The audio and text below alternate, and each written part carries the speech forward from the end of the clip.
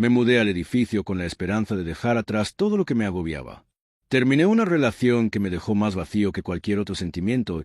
Después de renunciar a un trabajo que no me aportaba nada, decidí que era hora de un cambio drástico. El barrio parecía tranquilo y seguro, el tipo de lugar donde uno podía reencontrarse con la paz.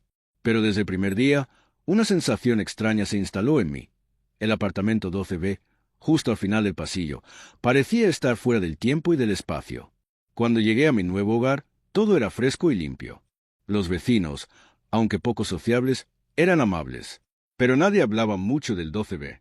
Para ellos, ese lugar era un misterio, un silencio que pesaba en el aire. No veía movimiento alguno, ni luces, ni ruidos, nada que indicara que alguien viviera allí. Cuando pregunté a algunos vecinos, sus respuestas fueron vagas. Sus ojos evitaban el contacto.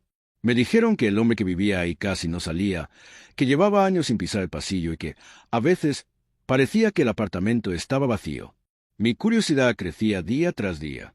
Pasaba junto a la puerta 12B más veces de las necesarias, buscando cualquier signo de vida. A veces notaba una ligera vibración en el aire, como si una presencia invisible me observara o una sombra fugaz que desaparecía al voltear. Una noche, mientras cenaba, escuché un susurro que provenía del pasillo. No un ruido fuerte ni una voz clara, sino un murmullo que parecía llamarme. Dejé el tenedor caer sobre el plato y me acerqué lentamente a la puerta. Allí, una pequeña luz de vela se filtraba por la rendija de la madera. Mi corazón empezó a latir con fuerza. Por primera vez, supe que algo o alguien estaba dentro. Intenté mirar por la cerradura, pero la oscuridad era absoluta.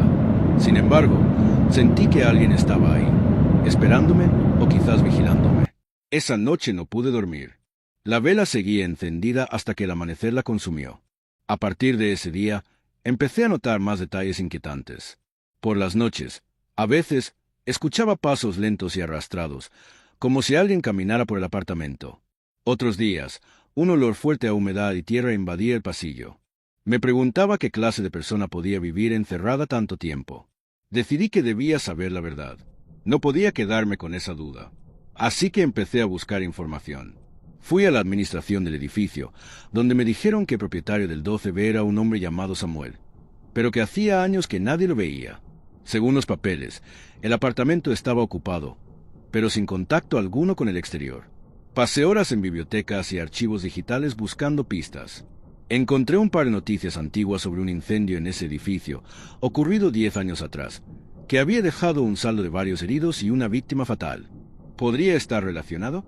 Mientras investigaba, mis vecinos comenzaron a mostrar una mezcla de miedo y molestia cuando preguntaba por Samuel o el apartamento 12B. Algunos me advirtieron que era mejor no meterme, que ese apartamento tenía una mala energía.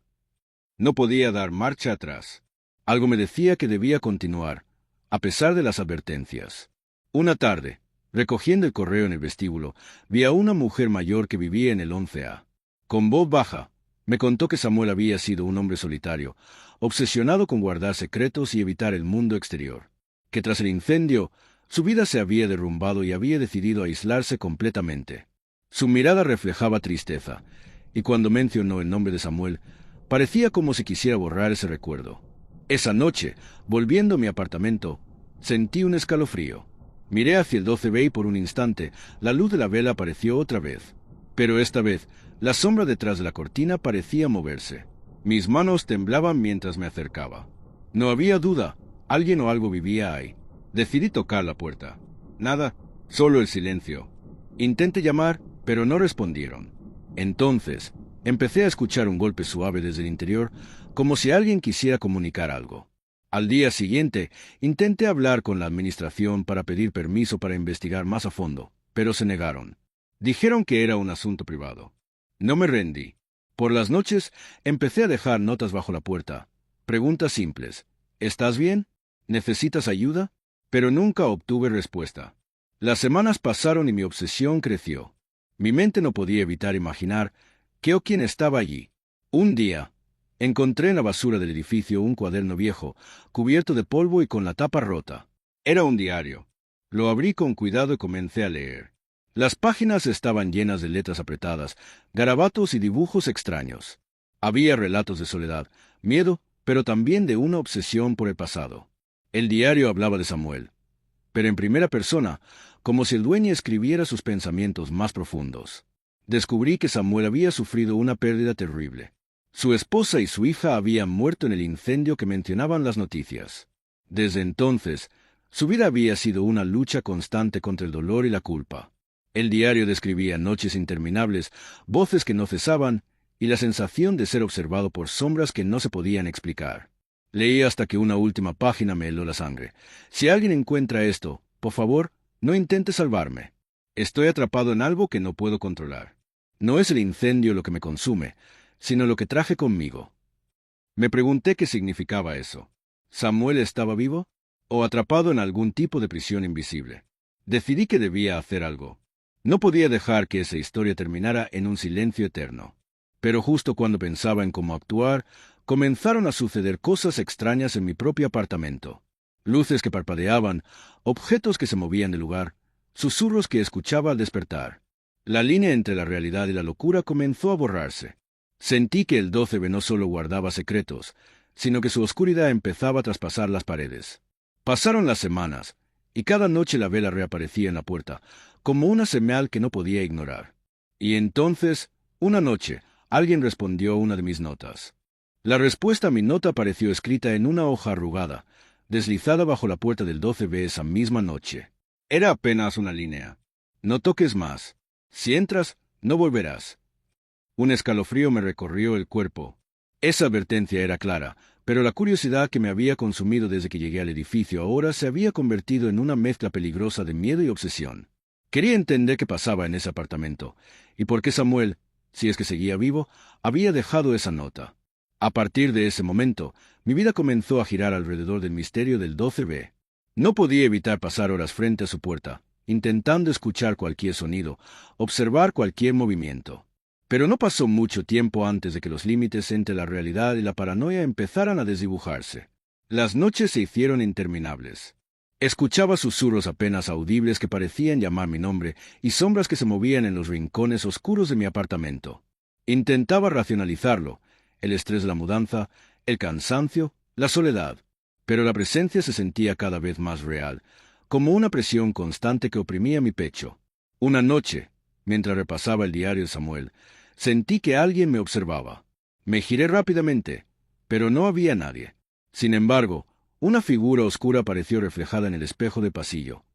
Una silueta alta, con un rostro apenas distinguible, que desapareció al instante cuando intenté enfocar. Desde ese momento, comprendí que no podía seguir ignorando lo que estaba sucediendo. La oscuridad del apartamento 12B estaba cruzando la delgada frontera hacia mi mundo. Decidí llamar a un viejo amigo, experto en fenómenos paranormales, para que me ayudara a entender lo que estaba viviendo. Su nombre era Martín, y durante años había investigado sucesos inexplicables. Cuando le conté lo del 12B, su expresión cambió. Me habló de energía residual, de almas atrapadas y de puertas invisibles que conectaban diferentes planos. Me advirtió que la curiosidad podía ser peligrosa y que debía actuar con cautela. Pero también me dijo que si quería descubrir la verdad, necesitaba enfrentar lo que estaba allí, sin miedo. Esa noche volvimos juntos al edificio. Martín llevó equipo para registrar sonidos, imágenes térmicas y otros aparatos para captar cualquier anomalía. Mientras instalaba los dispositivos, sentí que la atmósfera se volvía más pesada, más densa. Nos sentamos frente a la puerta del 12B, esperando que algo sucediera. Pasaron minutos, luego horas, y finalmente la vela volvió a encenderse, iluminando la penumbra del pasillo. De repente, un golpe seco resonó dentro del apartamento. Martín grabó el sonido y me miró con seriedad.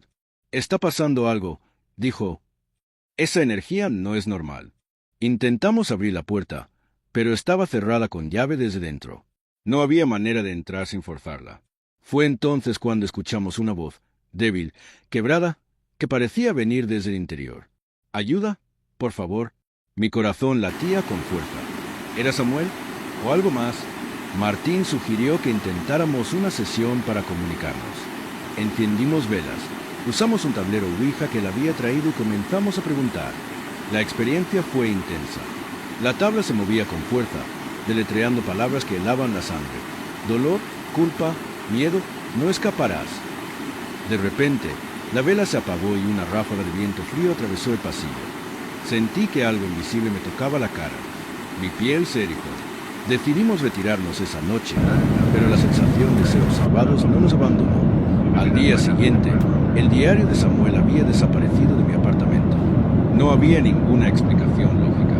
¿Quién o que se lo había llevado? La desesperación me invadió. Sin ese diario, perdería la única pista tangible que tenía. Pero algo cambió también en mí. Mi mente se había abierto a realidades que antes no podía comprender.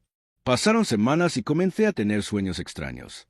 En ellos, veía a Samuel, atrapado en una especie de limbo, intentando comunicarme su historia, su tragedia. Vi el incendio, la pérdida de su familia, el dolor que lo había consumido. Vi cómo su espíritu se había quedado atrapado en ese apartamento, incapaz de partir. Me despertaba sudando frío, con la sensación de que él estaba allí, al lado mío. Una noche, decidí enfrentar el miedo y tocar la puerta del 12B de nuevo. Al hacerlo, sentí una mano fría rozar mi muñeca. Me giré, pero no había nadie. Esa misma noche, una voz clara y suave me habló. No tengas miedo. Estoy aquí. Fue la primera vez que sentí una conexión real con Samuel. A partir de ese momento, empecé a dejar mensajes escritos bajo la puerta, y a mi sorpresa, cada mañana había una respuesta. Nos comunicábamos con frases cortas, sentimientos, recuerdos. Samuel me contó que no podía cruzar al otro lado porque estaba atado a su culpa, a su incapacidad para perdonarse. Comprendí que mi papel no era solo descubrir, sino ayudarlo a liberarse. Martín volvió al edificio para acompañarme en una última sesión. Esta vez, con la intención de ayudar a Samuel a encontrar paz.